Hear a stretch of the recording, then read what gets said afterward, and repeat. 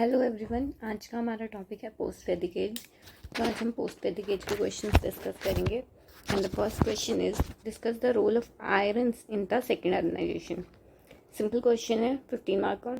उसका demand of the question है, debate है कि आयरन ने इम्पोर्टेंट रोल प्ले किया था या नहीं इन सेकेंड अर्बनाइजेशन। ठीक है, तो इसके दो व्यूज़ हैं। एक है मार्क्सिस्ट व्यू, जिसमें है डी कोशाम्बी और आर एस शर्मा। इनका कहना था कि आयरन टेक्नोलॉजी ने इम्पॉर्टेंट रोल प्ले किया था। कैसे प्ले किया था? एग्रीकल्चर इंप्रूव हो गया था आयरन की वजह से, एग्रीकल्चर एक्सपेंशन हुआ था जिसकी वजह से एग्रेरियन सरप्लस आया था, और एग्रेरियन सरप्लस की वजह से जो है सेकेंड इकोनॉमिक एक्टिविटीज़ डेवलप हुई थी, बढ़ गई थी, जिसकी वजह से मार्केट टाउन्स बने थे।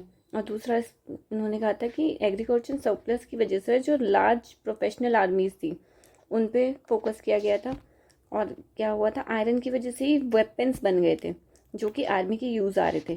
और जब इतनी ज़्यादा पॉपुलेशन में आर्मी, वो भी स्टैंडिंग आर्मी बन गई थी, तो उनके लिए गैरिसन टाउन्स बने थे। ठीक है, और एडमिनिस्ट्रेशन सेंट्रलाइज हो गया था, स्टेट फॉर्मेशन हो गया था, और एडमिनिस्ट्रेटिव कैपिटल्स बन गई थी। तो yes, second organisation played a very important role in the iron is the played in the very important role in the second urbanization। इनका व्यू था। रिविजनिस्ट व्यू हिस्टोरियंस का व्यू था, जिसमें से थे मक्खन लाल। उनका कहना था कि iron had already been used for a very long time before the emergence of the cities in the Ganga valley. कि गंगा वैली में सिटीज़ बनने से पहले से आयरन यूज़ हो रहा है। तो ऐसा आयरन कोई इतना बड़ा डेवलपमेंट नहीं हो गया था आयरन की वजह से कि वो सबसे इम्पोर्टेंट रोल प्ले करते।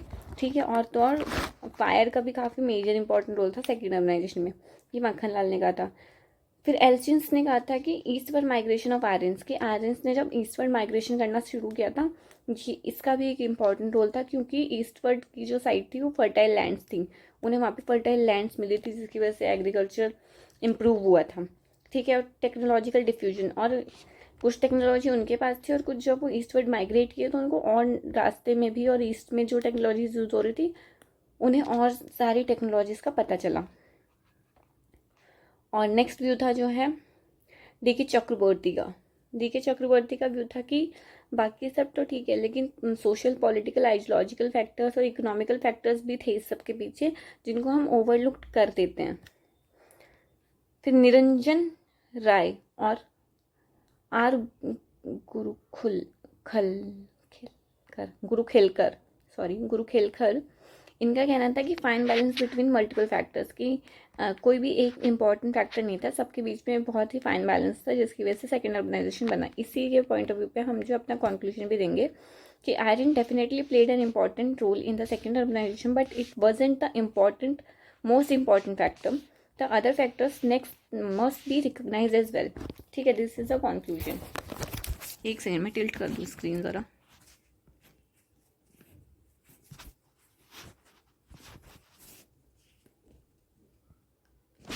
ये अभी शायद सही दिखेगा।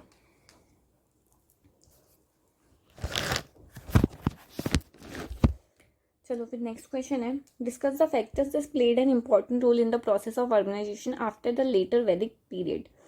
तो डिमांड ऑफ द क्वेश्चन क्या है इसमें, factors that facilitate the second urbanisation, वो बताने हैं। किस बेसिस पे बताएंगे, इसमें डायमेंशंस क्लियरली डिफाइन करेंगे। Economic, political, social, ideological. ठीक है, 4 हेडिंग्स दिए हैं हमने। इकोनॉमिक कैसे, इकोनॉमी में वही जो अभी ऊपर डिस्कस किया क्वेश्चन में, वही use of irons, are S Sharma, D Kosambi ने कहा है। ईस्टवर्ड माइग्रेशन ऑफ आयरन्स, एल्शियंस ने कहा है। फायर, एग्रेरियन एक्सपेंशन हुआ था जिसकी वजह से बीबी लाल ने कहा है। सेकेंड इकोनॉमिक एक्टिविटीज़ डी चक्रवर्ती ने कहा है। ठीक है, फिर पॉलिटिकल रीजन क्या था इसके पीछे, इमरजेंस ऑफ द महाजन पताज, कैसे कि महाजन पताज की वजह से पॉलिटिकल हेडक्वार्टर्स बने थे, गैरिसन टाउन्स बने थे, ये डी चक्रवर्ती का व्यू है, ऊपर डिस्कस किया था। स्टेबिलिटी, और महाजन पताज की वजह से स्टेबिलिटी आई थी, फिजिकल एंड एडमिनिस्ट्रेटिव इंफ्रास्ट्रक्चर बन गया था, ये रोमिला थापर का व्यू है। ठीक है, और इसी वजह से जो है मोनेटाइजेशन ऑफ इकोनॉमी भी हुआ था। फिर सोशल में क्या हुआ था, dilution of varna based occupation division due to the proliferation of the occupation, R S Sharma का व्यू है कि डिल्यूजन हो गया था वर्ना बेस्ड ऑक्यूपेशंस का। ठीक है, एक्सेप्टेंस ऑफ यूजरी हो गया था, गिल्ड्स आ गए थे, एक न्यू कम्युनिटी बन गई थी। ठीक है, फिर आइडियोलॉजिकल वे में क्या हुआ था कि Buddhism Jainism allowed the Vaishyas to enjoy economic freedom. ठीक है, वर्ण हायरार्की के अलग जो हेटेरोडॉक्स सेक्स थे उन्होंने एक इकोनॉमिक फ्रीडम दे दिया था। फिर जो है disappearance of the ritual based economy, A.L. Basham का व्यू है ये। तो इसका इंट्रो कैसे लिखेंगे? Different historians have presented different views regarding the factors responsible for the second urbanisation. These factors may be categorise into economic, political, social, cultural, ideological और cultural. ठीक है, और जो अभी हमने फैक्टर्स का देखा पूरा डिस्क्रिप्शन वो दे देंगे। फिर कंक्लूजन आएगा, multiple factors enacting in the tandems of the second urbanisation. वही फर्स्ट वाले का जो कंक्लूजन दिया था वो भी यहाँ पे दे सकते हो। ठीक है, नेक्स्ट क्वेश्चन है, the post Vedic age was a period of remarkable transformation in this context. Briefly enumerate the important feature of the second urbanization. Features. तो डिमांड ऑफ द क्वेश्चन क्या है? Features, characteristics of the second urbanisation. किस किस context में देखेंगे? Geographical extent क्या था, functional role of the cities क्या था, टाउन प्लानिंग कैसी थी, interlinkage between economic, social, political factors. ठीक है, सोशल कल्चरल मिलियंस कैसा था, फिर मैरिटल सोफिस्टिकेशन कैसा था, फिर impact of second urbanisation on the cultural, social and political development. इन सब डायमेंशंस पे देखना है। चलो देखते हैं। तो फर्स्ट रीडिंग है जोग्राफिकल एक्सटेंट। जोग्राफिकल एक्सटेंट कैसा था सेकेंड अर्बनाइजेशन में? गंगा वैली तक आ गए थे ये लोग, फिर इंडस वैली में भी था, नर्मदा में भी था, गोदावरी वैली में भी था। ठीक है, functional role of the cities क्या था? Acting as a political headquarters. इसका एक एग्जाम्पल देंगे, क्या था? Pataliputra. Market town, Takshashila is a market town. Craft centres, Sarnath. Garrison town, Pataliputra again is a garrison town also. Education centre, Takshashila. Pilgrimage centre, Ujjain. ठीक है, ये एग्जांपल दे देंगे। टाउन प्लानिंग में क्या क्या था? फोर्ट्स बन रहे थे, पैलेसेस बन रहे थे, पोर्ट्स बन रहे थे, हाईवेज थे, रोड्स थे, ब्रिजेस थे, ब्रिक्स थी, रिंग वॉल्स थे, मोत्स थे, ये सब था। ठीक है, और जो है इसका टाउन प्लानिंग जो है पार्शली प्लान था। जैसे हड़प्पा में हमने क्या देखा था कि जो मेन सिटीज़ तो प्लान थी ही थी, लेकिन उसके बाद जो नॉर्मल ऑर्डिनरी हाउसेस थे ना नॉर्मल लोगों के, वो भी काफ़ी प्लान स्ट्रक्चर में बने थे। पर सेकेंड अर्बनाइजेशन में क्या था कि जो नॉर्मल लोग थे ना, जो जनता थी, उनके जो हाउसेस थे वो बहुत ही हैबिजार्ड मैनर्स में बने थे, वो इतना ज़्यादा प्लान नहीं थे, इसलिए हम इसे पार्शली प्लान कहते हैं। फिर इंटरलिंकेज कैसा था? पॉजिटिव फीडबैक सिस्टम था इसमें, कि लाइक जैसा फीडबैक मिलता था उसके अकॉर्डिंग काम होता था, कितना क्रिटिक की तरह नहीं ली जाती थी चीज़ों को। ठीक है, सोशल एंड कल्चरल मेलिस कैसा था? राइजिंग सोशल टेंशन बढ़ रही थी क्योंकि इकोनॉमिक इनइक्वालिटी बढ़ रही थी। ठीक है, फिर रिजिड सोशल स्ट्रक्चर था, कंजर्वेटिज्म था। ठीक है, सोशल स्ट्रक्चर अगेन वही, क्योंकि इकोनॉमी इनइक्वालिटी आ गई थी तो सोशल स्ट्रक्चर काफ़ी रिजिड हो गया था, एक क्लास को दूसरी क्लास में इंटरचेंजिंग बहुत टफ हो गया था। फिर काउंटर मूवमेंट्स बने थे, काउंटर मूवमेंट हुए थे जिसकी वजह से हेटेरोडॉक्स सेक्ट्स आ गए थे।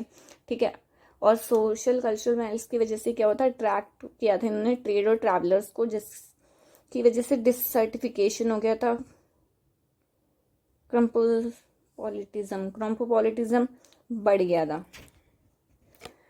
फिर जो है तुम्हारा नेक्स्ट है मैरिटल सोफिस्टिकेशन। कैसा था? पॉलिफरेशन ऑफ मटेरियल टेक्नोलॉजी में क्या क्या कर रहे थे? मेटलर्जी कर रहे थे, स्टोन वर्क पे ध्यान दे रहे थे, फायर टेक्नोलॉजीज थी, मैरीटाइम एक्टिविटीज़ कर रहे थे, जोग्राफिकल नॉलेज था इनके पास, मेडिसिन, मैथ और एस्ट्रोनॉमी का भी नॉलेज था मटेरियल सोफिस्टिकेशन में, और great degree of knowledge enhancement था इनका, factors of effect of the urbanisation की वजह से। ठीक है, codification of the participated knowledge also, practical knowledge also. Veda और वेदांगा में हमें ये देखने को मिलता है कि सिर्फ मतलब लाइक सिर्फ लिटरेरी नॉलेज नहीं था, प्रैक्टिकल नॉलेज भी था। फिर impact of second urbanisation, profound impact था, कल्चरल एफ्लोरेंस हो गया था, सोशल चेंजिंग्स हुई थी काफ़ी ज़्यादा। फिर पॉलिटिकल कंसोलिडेशन हो गया था सेकेंड अर्बनाइजेशन की वजह से। इसका कंक्लूजन कैसे लिखेंगे? The changes includes by the second urbanisation prepare the stage for the further historical development over the next 1000 years. The social, economic, political and ideological forces unleashed by the second urbanization played an important role in the shaping the India's history for a long period. ठीक है, basically summarise type of conclusion था तो आप लोग खुद भी अपने words में लिख सकते हो इसको। अब इंट्रोड्यूस कैसे करेंगे इसको? Age of remarkable transformation in social, economic, political and cultural forms the second urbanisation. ठीक है, और features are as follows, connecting line डाल देंगे कैसे, और उसके बाद वो फीचर्स एक्सप्लेन कर देंगे। मतलब इस इंट्रो में हमने थोड़ा सा अपनी बॉडी का इनसाइट दिया है, तो बिल्कुल हल्का सा। फिर जो है नेक्स्ट क्वेश्चन है, examine the relationship among economic growth, urbanisation and the state formation from 7th century to 3rd century BC। Relationship among economic growth, urbanisation, state formation. तो डिमांड ऑफ द क्वेश्चन क्या है कि economic growth से urbanisation कैसे link था, और फिर इन दोनों से स्टेट फॉर्मेशन कैसे लिंक था।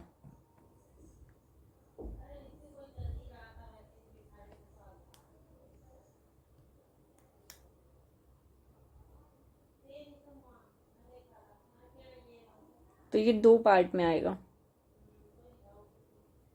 पार्ट 1, इकोनॉमिक ग्रोथ कैसे लिंक था अर्बनाइजेशन से।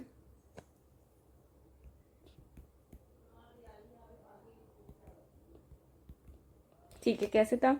इकोनॉमिक ग्रोथ हुई थी जिसकी वजह से सब एग्रीकल्चर सरप्लस हुआ था, जिसकी वजह से अर्बनाइजेशन हुआ था। अब इंक्रीज फूड सप्लाई हो गया था, पॉपुलेशन बढ़ गई थी। ठीक है, जिसकी वजह से सेकेंडरी एक्टिविटीज़ बढ़ गई थी, तो अर्बनाइजेशन हुआ था। और इसी वजह से मार्केट टाउन बढ़े थे और अगेन अर्बनाइजेशन हुआ था। ठीक है, फिर अर्बनाइजेशन से जो है इकोनॉमिक ग्रोथ कैसे हुई थी? नेटवर्क ऑफ अर्बनाइजेशन हुई तो नेटवर्क ऑफ ट्रेड बढ़ गया था, ज़्यादा कंजम्पशन होने लगा था, डिमांड बढ़ गई थी, जिसकी वजह से प्रोडक्शन ज़्यादा हुआ था। प्रोडक्शन ज़्यादा हुआ तो प्राइमरी प्रोडक्शन भी ज़्यादा हो गया था, मतलब कि रॉ मटेरियल की डिमांड ज़्यादा बढ़ने लगी थी। ठीक है, ये हो गया इनका लिंकेज। फिर जो है अब हमें देखना है इसका लिंकेज स्टेट फॉर्मेशन से। पार्ट 2 में state formation to economic growth कैसे था? स्टेट फॉर्मेशन होने की वजह से स्टेबिलिटी आ गई थी, administration and physical infrastructure develop हो गया था, रेगुलेशंस आ गए थे, कंजम्पशन बढ़ गया था, जॉब क्रिएशन हो गया था, direct role in the promoting urban professionals हो गया था, जिसकी जो सारे फैक्टर्स की वजह से इकोनॉमी ग्रोथ बढ़ गई थी। ठीक है, अब economic growth to plus urbanisation to state formation, कि इन दोनों की वजह से स्टेट फॉर्मेशन कैसे हुआ। ठीक है, रिसोर्सेज बेस्ड जो था, स्टेट एक्सपेंशन की वजह से हॉरिजॉन्टल एंड वर्टिकली बढ़ा। Facilitated the emergence of the alliances between princes, priest, merchants. ठीक है, economic expansion created the wherewithal for the state to purchase goodwills and legitimacy. ठीक है, इंटरकनेक्शन आई होप समझ आ गया होगा। तो इंट्रोडक्शन में क्या देखेंगे? इंटरकनेक्टेड प्रोसेस के like these 3 are the interconnected processes. और फिर उसके बाद ये बॉडी में आप पूरा समझा दोगे, ऐसे डायग्राम्स भी बना सकते हो इंट्रोडक्शन के बाद, और फिर इसको पूरा एक्सप्लेन कर देना। और फिर कंक्लूजन में क्या आएगा? कंक्लूजन में आएगा कि पॉजिटिव फीडबैक मैकेनिज्म था, जिसकी वजह से इनका तीनों का इंटरलिंकेज अच्छा चल रहा था। राइज ऑफ एम्पायर हो गया था, disruption of the cycle, fall of empire. ठीक है, नेक्स्ट क्वेश्चन है आपका,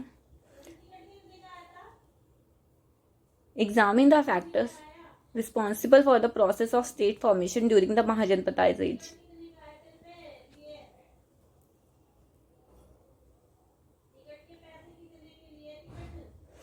Demand of the question है factor responsible for the state formation 6th to 3rd century BC। Mahajanapadas first factor है, महाजनपदास, और दूसरा है गणसंघास। महाजनपदास का क्या था रीजन? एग्रीकल्चर सरप्लस, तो गणसंघास एग्रीकल्चर डेफिसिट। महाजनपदास में मोनार्कल रेस था, गणसंघास में रिपब्लिक ओलिगार्की थी। महाजनपदास का एग्जाम्पल है मगधा कोशाला, गणसंघास का वज्जी मल्ला।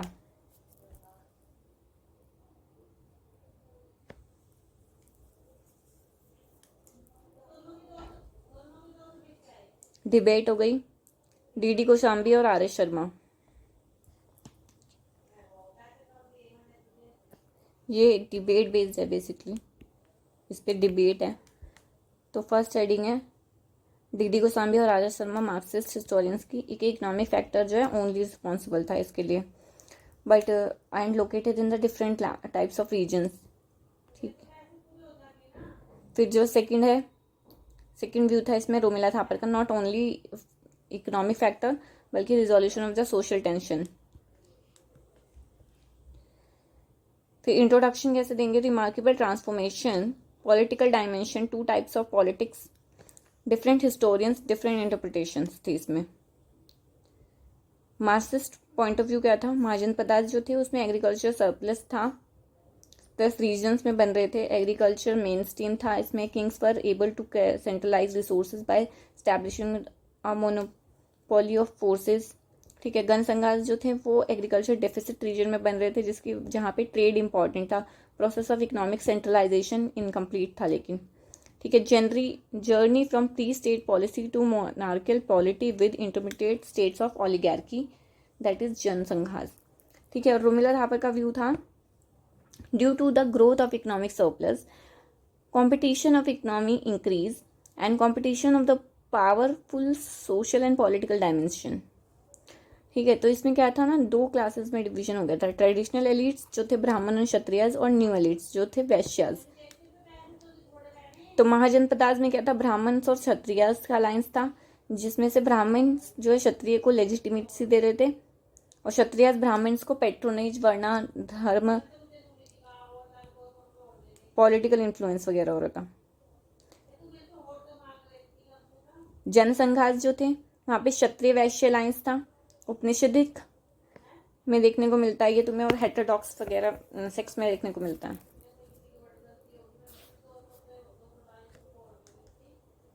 कंक्लूजन कैसे आएगा, state formation multi dimensional phenomena, economic plus social पर ideological factors.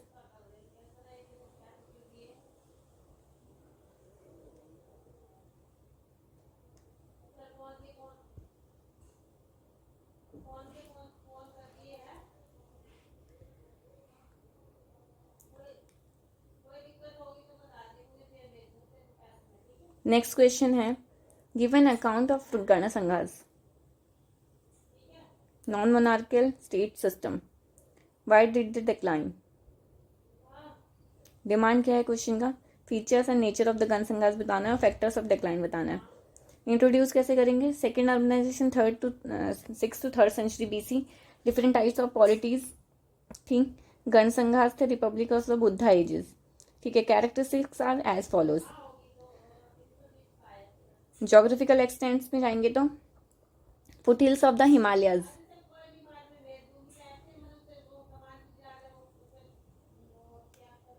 Foothills of Himalayas में था एक्सटेंस इसका जो है, ईस्टर्न यूपी से बिहार में मल्ला एंड वज्जी। ठीक है, एग्जाम्पल्स हैं, सेमी एरिड रीजन्स में, सो फिर इंडो गंगेटिक प्लेन्स में जो है Kuru and Panchal is example. Administrative setup जो था इसका कैसा था, power was distributed between the leaders of the different clans between members of the same clans, rajas, fragmented sovereignty थी, ओवरलैपिंग राइट्स थे, कॉमन असेंबलीज थी, थना गना ब्राह्मण्स, लेबर, स्लेव्स एक्सक्लूड थे जिनसे की असेंबलीज से। ठीक है, टाइप्स ऑफ गण संघास जो थे, सिंगल क्लैंस था, मल्टीपल क्लैंस था। सोशल सिनेरियो कैसा था, recessive to the Brahmanical social order, asserted the supremacy of the Kshatriyas, tolerance of the Varna Shankara, condition of the Shudras and women are relatively better. Ideological underpinnings, Upanishad plus heterodox sect से मिलती थी। ठीक है, ideological underpinnings change हो गई थी उनकी वजह से। इकोनॉमिक सिनेरियोज कैसे थे, lower relative importance of agriculture, lower general prosperity and higher degree of inequalities थी। फैक्टर्स ऑफ देयर डिक्लाइन, क्या क्या फैक्टर्स है, इकोनॉमिक वीकनेस, ठीक है, exclusionary trends, oligarchies, political in fighting and indecision, social disharmony between traditional elites, वो अपने अपने में लगे हुए थे सब कि हम हायर हैं और हम लोअर हैं, यही कर रहे थे ये लोग। Military weaknesses, resources deprivation, lack of cohesiveness, ambitious monarchs जो थे वो एग्रेसिव पॉलिसीज़ का यूज़ कर रहे थे और वीक स्टेट्स को एनेक्स कर ले रहे थे अपने अंदर, जिसकी वजह से जो है ये सारे के सारे डिक्लाइन हो गए। कंक्लूजन कैसे आएगा? Not a surprising development that they decline with the rise of Mahajanapadas these oligarchy politics become anarchist decline inevitable, होना ही था। ठीक है, next and the last question is what were the factors responsible for the rise of Magadha as the first pan Indian empire. ठीक है, interlinkage question जैसा था question आया ये तुरंत इसके बाद। फैक्टर्स, तो इसकी डिमांड क्या है? Factors responsible for the rise of the Magadh. ठीक है, इसमें मार्क्सिस्ट कहते हैं कि इकोनॉमिकल फैक्टर इंपॉर्टेंट था, जोग्राफिकल एक्सटेंट पे फर्टाइल लैंड था मगध का जो है पेरिनियर रिवर्स की वजह से, Chota Nagpur plateau mineral heartland of India है। ठीक है, मिनरल रिसोर्सेज थे उनके पास, ठीक फॉरेस्ट था जिसकी वजह से टिम्बर और एलिफेंट्स उनके पास अच्छे रिसोर्सेज थे जिसको उन्होंने आर्मी वगैरह में भी यूज़ किया। रिवर और ट्रेड रूट्स जो थे उनके कमर्शियल एडवांटेज दे रहे थे उन्हें। ठीक है, इसमें स्ट्रेटजिक एडवांटेजेस क्या थे उनके? ज्योग्राफी के नेचुरल डिफेंस था राजगीर और पाटलिपुत्र का। ठीक है, लार्ज पॉपुलेशन थी तो लार्ज मिलिट्री थी, टिम्बर और आयरन और एलिफेंट्स का यूज़ हो रहा था अपने आर्मी वगैरह में। सोशल एंड आइडियोलॉजिकल एडवांसमेंट्स थे जोग्राफिकल रीजन्स के क्या थे? Adherence of the biology Brahmanical ideology wasn't absolute, meritocracy जो थी वहाँ पे चल रही थी। फिर जो है क्या आर एस शर्मा और बी डी चट्टोपाध्याय का व्यू था, उन्होंने कहा था कि सिर्फ जोग्राफिकल एक्सटेंट नहीं, इनका रोल ऑफ रूलर्स भी बहुत इंपॉर्टेंट था। बिंबिसार, अजातशत्रु, शिशुनाग, काल अशोका, महापद्मानंद जैसे रूलर्स जो थे, इनका काफ़ी ज़्यादा fine balance of aggression, diplomacy, soft power, matrimonial alliances का इनका काफ़ी सॉफ्ट अच्छा बैलेंस था, जिसकी वजह से जो है मगधा एमर्ज हुआ एक पैन इंडिया स्टेट के रूप में। और कंक्लूजन में क्या आएगा? कंक्लूजन ऐसे आएगा, multiple factors, geography was not the single factor, role of Magadha, ambitious and capable rulers, unrealized potential of favorable geography into raw powers। तो इंट्रोडक्शन में क्या लिखेंगे? The emergence of the Magda as the first in the pan India empire concluded the process of political realignment and state formation that had been going on since at least 1000 BC। Different explanations के बाद आप जो explanation दे देंगे जो अभी हमने बात की। ठीक है, I hope you guys like this और आपको ये हेल्प करे। All the very best.